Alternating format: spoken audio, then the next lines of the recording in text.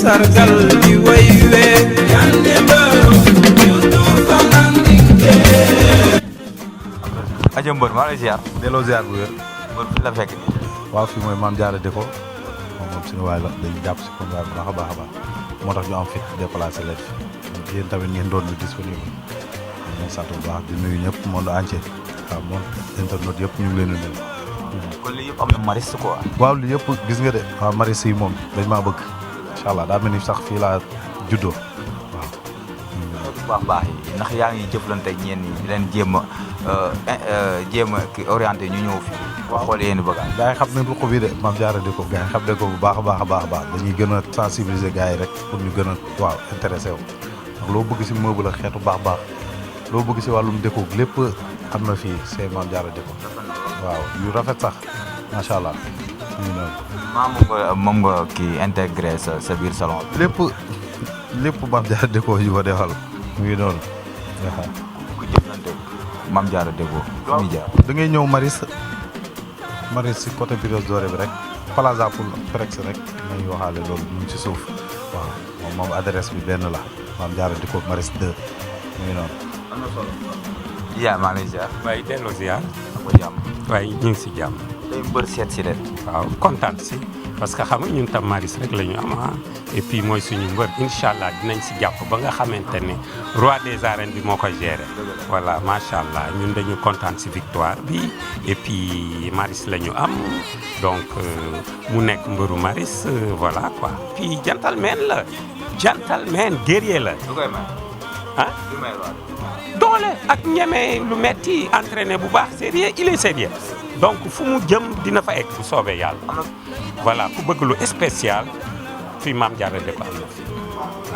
mbokkee xarit yi ñu ngi amaan mbégte ak contentement bu baax a baax jàkkaarloo ngeen si site bu mag bi di Lutte Motivation tey nag ñu seet si un très grand champion seet si ndaanaan seet si kenn koo xamante ni moo ngi def ay jaloore ci làmb muy Jacob Baldé keroog nag mu amoon combat bu spécial si diggante ak ki nga xamante ni mooy Mathieu Pereira mu daan ko jël bu amul benn werante tey moom lañ seet si fi nga xamante ni mooy Maris place ki nga xamante ni mooy Mame Diarra Déco ñu fas yéene waxtaan moom ci li nga xamante ni mooy lamb ji mu jógee ak actualité dama koy bàyyi mu nuyoo génn bu ko defee ñu woowee li nga xamante ni mooy waxtaan bi le grand champion maa ngi lay ziar.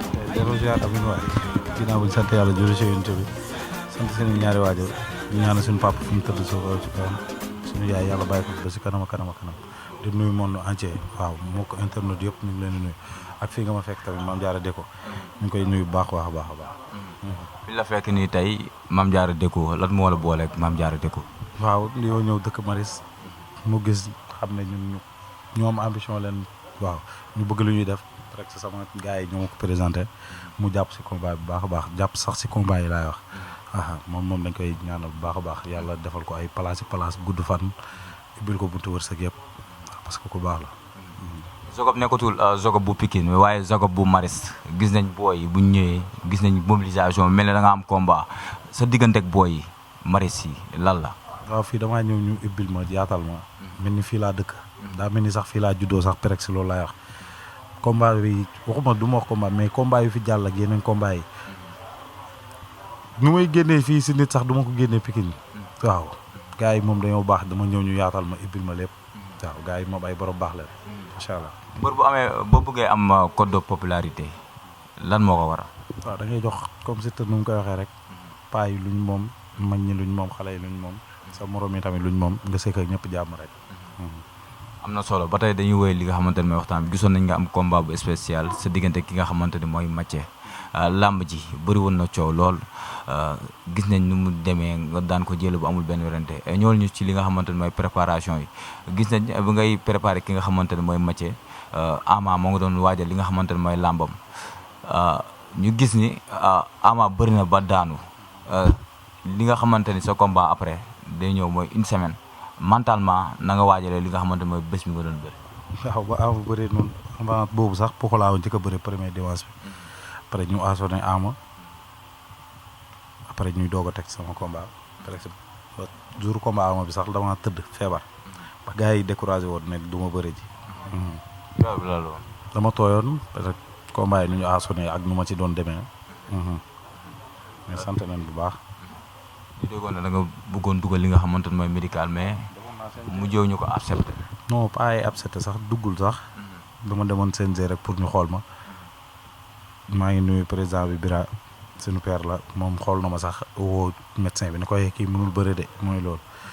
après mu dox si moom tamit ay jéego yu baax Malick Ngom tamit ñu ngi koy nuyu ak ji tamit médecin CNG bi ñu ngi koy nuyu ak docteur Diallo moom lañ ma boole loon mu ne ma mën nga bëre sa yaram dara nekku ci da ngaa sonn rek naa la bindal ay quelques médicaments nga dem bëre ji après ñu suivre moom lu mu ñu wax ak Malick Ngom tamit arbitre Malick Ngom moom tamit mu wooñu moom mu nekk suñu nit koo xamante ni dañuy conseiller ci lu bari mu conseillé ma ne ma jarul ngay dugal médical parce que soo dugalee médical après mën nañ la sanctionné wala ñu aj la ak yooyu noonu demal bëre ji fii soo bëree yaa ko mën waaw ñu topp leen tamit def lu ñu wax yàlla defal ñu ndam. waaw bi la Malick waxee loolu après sa staff.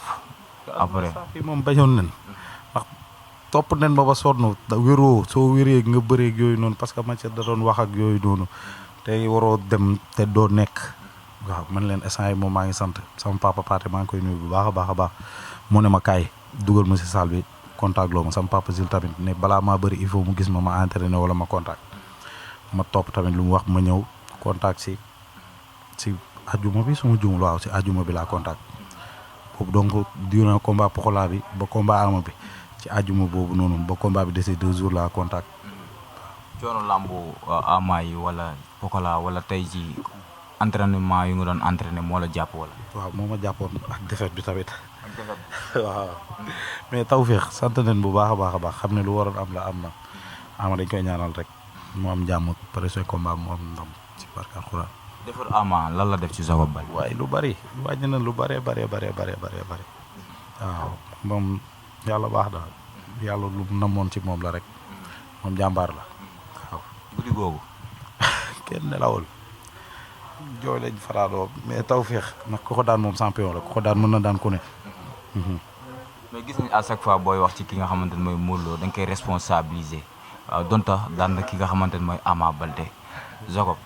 avant loolu sax moom dañ ko respecté waaw parce que dayoom la mu mel la koo xamante ni tolloo ni nit ñi nga yegg fu tolloo maanaam ni mbër yi nga yegg fu mbër yi nekk nga romb leen sax plus waaw rek dañ naan sax ñun dañ koy suivre ci lu bari ay entraînement mag ay communication mag doxina mag lu bari waaw moom macha allah. yan qualité moo la gën a neex si Modou Lo. fulaam jomam faydaam waaw ak respect entraînement am ak gëm lu muy def. am na solo ñu ñëw ba tey ci li nga xamante ne mooy sa combat sa digg saat ban yëg-yëg nga am bi nga gisee ki nga xamante ne mooy Jules Baldé Pathé ak Pokola Ama Baldé ban yëg-yëg nga am. waaw kontaan gis ay Babacar booy Baldé ñoom booy Jules Jacob 2 waa Maristes waa Pikine yi ñëpp ma gis leen ñu def mobilisation bu doy waar ñëw taxaw ma kontaan waaw sama yaram gën a yëngu surtout ba ma gisee Ama may génn tamit Pathé ñaanal ma waaw moom amuñu fayam dañ koy ñaanal jàmm rek Pathé waaw génn bu jaalal ma bay jooy ñu waaw duggee si làmb ji sax da nga yaakaar ne dañ ñoo am luñ jël ndax presque dañ doon fu nekk dugg den fa waaw. Ama lan la wax ci combat bi. waaw ba mu déggee ne damaa feebar ak yooyu moom xam ne damaa feebar mais ba mu déggee ne damay dugal médical wala du ma dugal yooyu noonu dama woo ne ma yaa ngi ci jàmm ma ne ko maa ngi ci jàmm kay mën nga bëree ma ne ko waaw mën naa bëree mu ne ma ah yow yaay concerné bi su nekkee mën nga bëree rek demal nga bëree daan kii yaa ko mën. bu ma la waxee loolu lan ngay. waaw kontaan rek moom sama tuwaay la sama papa la du ma ne sama papa la sax sama xarit la laay wax moom maa ngi moom benn leen. gis nañ sa adversaire ñeme woon na la trop si signature yi da nga ñëw Jacob mel ni ku ko ragal seetlu mais si jouru làmb ja gis nañ làmb ja nu mu demee lu waraloon loolu. non moom je suis comme ça ay signature rek yooyu moom amul problème affaire bi moom digg géew bi la foofu mu am solo li ñuy defante yëpp foofu lañ koy defante waaw teewul dañ koy respecté jox ko lu moom peut-être moom lu mu waxee du question dafa réew wala dafa ñàkk teggin wala dara mais day wax pour jaay làmb ji tax looloo tax ñu fay ñu pour ñu jaay làmb jeeg yooyu peut-être maa moom bokkuñu dimension yu ñu doxee. sa gars yi nee nañ combat bi nga bëreeg Mathia bokk na si sa combat yu gën a propre combat yu gën a set parce que da nga ko teg ci yoon ñëw bëreeg ki nga xamante ne mooy Mathia jàpp ko daan ko luñ la conseillé la wala yow yaa jël sa initiative boobu. non man maa jël sama initiative bopp pour ñëw bëri si su nekkoon damay topp conseil yi rek du ma bëri si damay dugal médical toog noppala ko di xaaraat beneen saison wala beneen weer pour ñu dugal ñu fa mais loo xamante ne man dama ko gëmoon la gëm naa ne su ma ko jàppee wax naa ko maintenant soo ma la jàppee mu jeex ndax waxuma sax lu may entraînement mais lu may compétir rek waaw dañu gën a may expérience bu baax a baax a baax a baax a baax waaw gërëm waa àll bu baax a baax waa Fibla Diofior Ndiosmone Thiadiaye Tataguine Fatick Dionewar waa Palmarin waaw waaw ñëpp daal waa Joal waa Fadiouth waa Fadial waaw waa Mbam Passy sum lépp ñu ngi leen di gërëm bu baax a baax a baax ak waa Jilaas tamit waaw waa ñoo joor ñëpp waaw. mais da ngaa trompé ñu bëri ci làmb yenn amateurs yi lan la xamoon xeex ñu ñëw nga gis ñëw nga indi li nga xamante ne mooy bëree tey ji lu waral xeexoo keroog. waaye xeex moo ma sonal ci lépp sax ay sama combat yi ma yàgg yëpp ay taxaw bëgg a dóor nit ki ba mu gaaju wala dóor ko ba mu tëdd looloo may sonal mais su may ñëw di bu jàpp di bëree rek mën naa ko. dëgg la waaw. kon sa xeex da ko doon yàggal ci làmb. billaay damay yàggal rek léegi boobu xam naa ne xeex damay yàggal léegi boobu foo mën a dugg moom naa la fexe ba jàpp la rek su jàppante après ñu kuure ba kenn daan sa morom incha allah. mais combat bi dañ cee contact lu bëree bëri. wa la suba ngoon kay contact yéeg diin moo tax bañ feebaree sax après ñu ngi doon sentir suñu bopp doole suñu coach Codé tamit doon ñu teg lu métti waa Amitié Fitness ñu ngi leen di nuyu bu baax a baax a baax a baax a baax waaw Codé moom lu métti lañ daan teg dafa daan entraînement ba tëdd waaw. Mathia am na doole. am na doole bu baax sax. bi nga jàppante non njool ak ndaamam mënul bokk maa ko ëpp doole parce que Ronaldo bi du bokk doole bi doole Ronaldo bi rek loolu leneen la. mais am na doole moom macha allah Mathia moom Modou Lo yam toujours pere lañ tudd. ndeysaan mais ñu gis Jacob daan Mathia taxaw ci digg géew bi di yëngal mel ni Jacob daa am lu ñu ko def Jacob lan mooy problème bi. non awa benn problème de. keroog waaw. lu waral yëngal bi. non presque victoire ama bu échappé bi rek moo tax ma doon yëngal noonu. ni waaw des na yeneen Babacar tamit ak Boy Balde day bëree le 19 jour combat Siteu bi mook Penes yàlla na leen yàlla may ndam mbëru Pikine yu bëri si jour le 19 ñëpp yàlla nañu am ndam Babacar le 3 décembre lay bëre ñu ngi ciy woo ñëpp. waaw ñu ngi ñëw jàpp si bu baax a baax a baax a baax. Jacob jógee ci Mathia Jacob potentiel adversaire yi gars yi naan Thiatou Daouda Fall Talfa Liss Ndiago Mor Kankang mais ñi nga xamante ni ñoo fi dëkk muy waa Maris ñoom nee nañ Talfa lañ bëgg jëflanteel. waaw loolu dee na su paree rek ba pare daal. gémeur bi. waaw su paree rek pare daal même ñaabu ndaw sax jël na Zarko mais combat boobu amagul date su bëggee. comme que waaw day joxe code 10.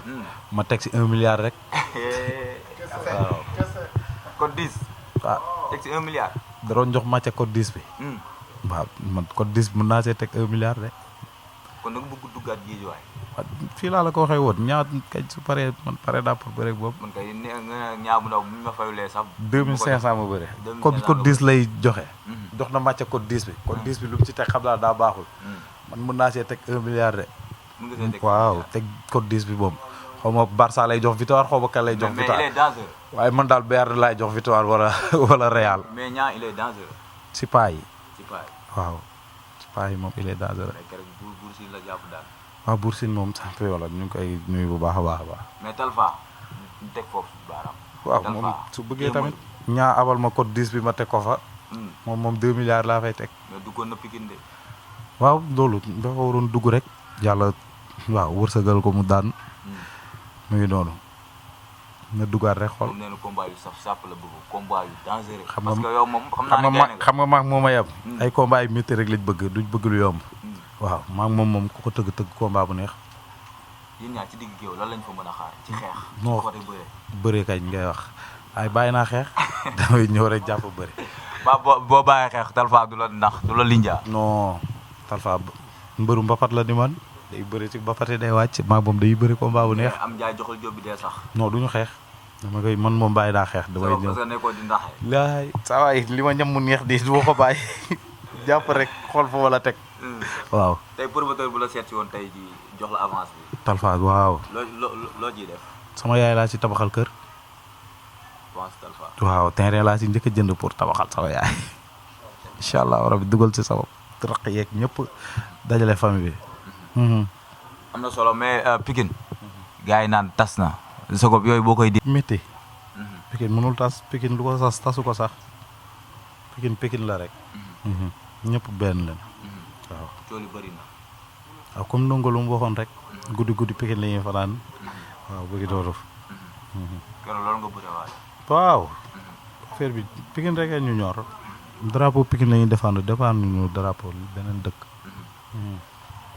gars yi neen da nga Jacob Baldé il est mystique keroog lu tax ngemb woo Kër Fallaye. non dara dañoo foofu lañ doon ngemboo mbapat. waaw que ñoom Alaaji Mbay la. des fois ma ngemboo ko ñoom këp sa des fois man ngemboo ko ñoom Daawda man ci ni koñ moom fu ma neex laay takk ngemb ba may mbapat foofu laay ngemboo. ay mara ñoo ko wala. non sama staff ñoo ne ma ngembool kër Alaaji Mbay rek. sa diggante ak Balla Gaye keroog Balla la wax. ñëw félicité ba rek.